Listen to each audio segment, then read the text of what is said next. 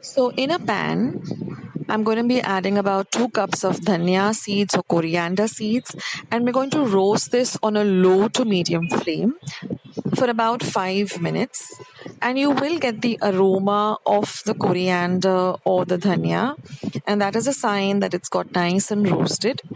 And once that is done, we're going to transfer it onto a steel plate or a glass plate because we want it to cool down to room temperature. Never grind this when it's very hot in your mixer or blender. Now then, in the same pan, we are going to add about 2 cups of cumin seeds or jeera seeds. We're going to roast this too, again on a low to medium flame.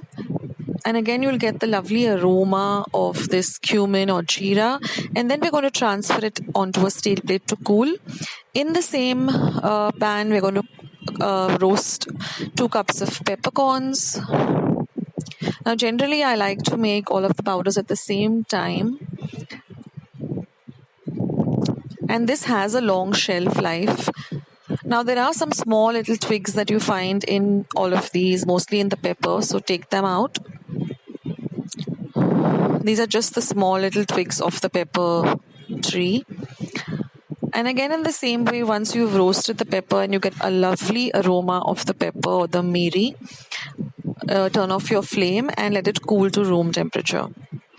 Now, once all of these have nicely got roasted and come to room temperature, we are going to grind them to a fine powder in your mixer pot.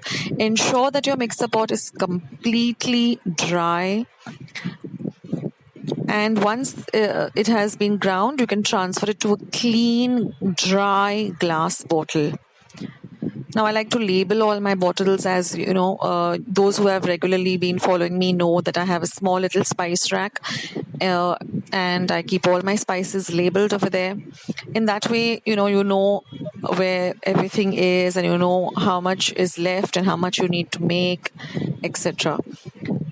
And if you keep these powders handy, I mean, you can use them in almost all of my recipes. I use, pepper powder or dhania powder or coriander powder. Now, when you make these powders at home, it's so good because you know that you're not adding any preservatives, it's not adulterated, and if you store them in the right way, that is, if you keep them in a nice, cool, dark place, a dry place, these powders have a very long shelf life. But only thing you have to ensure that your bottles are clean, they're really, really dry. And even when you're using the spoons to take out the powders or to use the powders, ensure that your spoons are dry. So in this way, they will have a longer shelf life. And you don't need to go to the store and buy all of this, and it works out to be much more reasonable also when you make this at home. So I hope you liked today's video. I hope you I found it useful.